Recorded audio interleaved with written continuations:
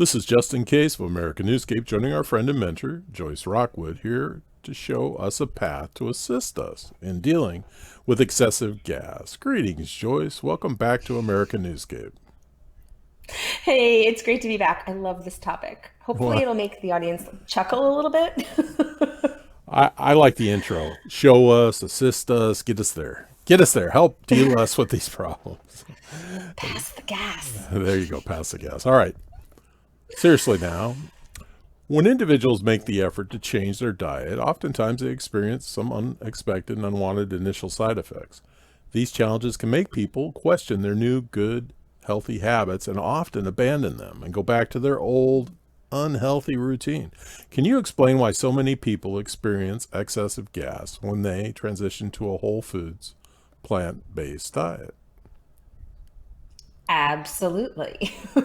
And it would be my absolute pleasure because who wants to walk around gassing up on a date Gas at a reflux. family function in the office, right? These are embarrassing types of situations you can be in when you're like, oh my God, I don't know what I'm going to do right now. You're in a meeting, it's not going to end for 40 minutes. It reminds me of that episode of Seinfeld where it's like, these pretzels are making me thirsty. And I have clients that are reaching out to me and saying things like, why are these plants making me so gassy? So here's the truth of the matter. It's not just what we eat when we embark on a plant-based diet, but it's actually about the combinations of the foods that we're eating that makes the biggest difference. When I look at these menus at some of these plant-based restaurants myself, I just want to go in there and talk to the chef and reorganize everything because I'm like, oh my God, everyone's going to be walking out of here so gassed up. They're going to be wondering why this is a healthy way to eat. Pineapples on pizza and things like that are just so problematic. And people might think that, oh, how could pineapple on pizza be bad? So the combinations of the foods we eat are going to have a very specific type of impact on our digestion. And so we're going to talk a little bit about that today. That's the first thing. The second thing is to acknowledge when you start eating really healthy food, we don't want to just think about, okay, I'm eating this healthy food now, and there should be an immediate result. And I should immediately feel better, right? Because if we do that, then we're actually disassociating with the entire lineup and history of consumption that we've had throughout our entire lives. Look, I look back on my life. It was extra crispy Kentucky Fried Chicken as a kid, followed probably by some watermelon. My breakfasts were made with, store-bought commercial grade cereals and cow's milk and probably bananas sliced up on top, which is a whole nother train wreck in itself, which I'll explain in a moment. And then lunch was probably some kind of sandwich and soup. And then dinner was maybe pork chops, applesauce, potatoes, and string beans. Now, as someone who specializes in digestive health now and understands the components of digestion and how the digestive system operates at its maximum, I look at all of that and I'm thinking, gosh, how did I even make it to my teens? Because if I eat that stuff now, I'd be flat out in a coma. So we have to acknowledge history, the consumption of the foods that we ate previously in our lives, and how do I say this? Embrace and really appreciate that even though we're still up and alive, walking and breathing, there's still a lot of toxicity held into the cells, held into the body, held into the tissue, in the colon, and permeating literally even our blood cells. And so this matter that is residing in the body from weeks, months, years gone by, decades, has left not only a physical residue of the matter itself, but the fermentation process that happens on top of that is going to leave a lot of gassy residue in the tissue and the cells themselves. And so this is something that nobody really ever talks about, the gas. Nobody ever says like, if you go to the doctor, well, sometimes they actually do talk about blood gases, but nobody really comes away from the doctor saying, oh, I had a pretty good clean bill of health, but he said I was really high in my blood gases today. And nobody really talks about the accumulation of this matter in the tissue. I can look at old photos of myself before I learned about detoxification, before I started getting colon hydrotherapy treatments, before I knew a bloody thing about food combining or juicing for that matter. And I see even the size of my head, the puffiness of my tissue on my face is very expanded. And even with my clients, I see that there's this contraction and shrinkage kind of going on, another Seinfeld reference, when the cells start to detoxify, because it's kind of like wringing out a washcloth and letting all of this abundance of excess matter leave the body. So the new healthy food that we're now eating really serves many purposes, right? We've talked before about juices acting like detergent in the body and loosening up. And so, one of the purposes that the healthy food serves is to loosen up not only just the accumulated solid matter in the body, but it's to also loosen up this gaseous residue. So, when you start eating really healthy food, it is going to perform like a detergent on the cells, and the gas is going to start being expunged from the body, right? So a lot of times people will be like, I'm eating all these salads, I'm eating all these healthy foods, and I feel like they're making me gassy. The healthy foods, unless they're really poorly combined, and we'll talk about that in a moment, the healthy foods aren't actually causing the gas most of the time. The healthy foods are loosening up the gas that has been locked in the system. And because we were eating a certain way for so long, it wasn't really given the opportunity to get going and get on its way and get released. So eating the healthier food is actually loosening it up. So some people say things like, well, how long am I going to be dealing with this gas? It's like, I can't be walking around like this all the time. Well, there are ways to deal with that.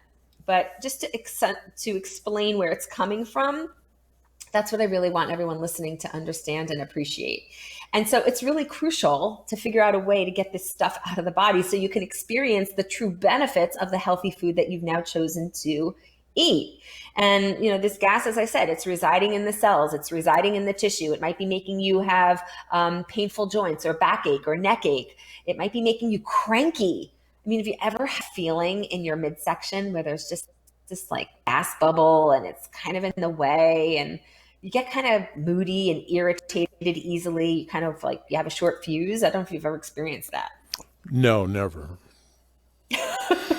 Oh, wait. I've experienced it. And so, this onslaught of gas that starts to leave the body when you eat healthy foods is something that we can address. Either you can address it with enemas or colonics or things like that, or you can just start learning more about how to eat in a systematic way so that you're not continuing to produce more of it, right? Well, So yeah. just to understand, yeah, go Well, ahead.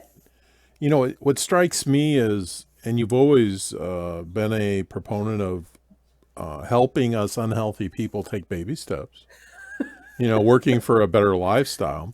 But as I adjust to this new diet, there has to be psychosomatic things that I have to deal with. My body has to adjust to it, and I would assume my mind has to accept it, and then my body accept it, and that must take a learning curve for the body and the mind. How long does that typically take most of your clients? Yeah, it's so different for everybody, right? Because, we all have these emotions that are attached to certain food habits and certain food addictions, even.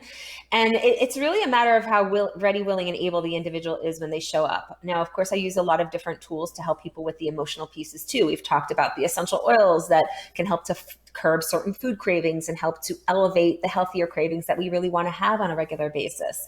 Sometimes my clients can experience a shift in 3 days. I Wow. worked with a woman recently. Yeah. And you get these messages flying into your text threads. And it's like, is this supposed to be like, I'm not supposed to be hungry all day? Am I Yeah. supposed to be craving these big salads all the time?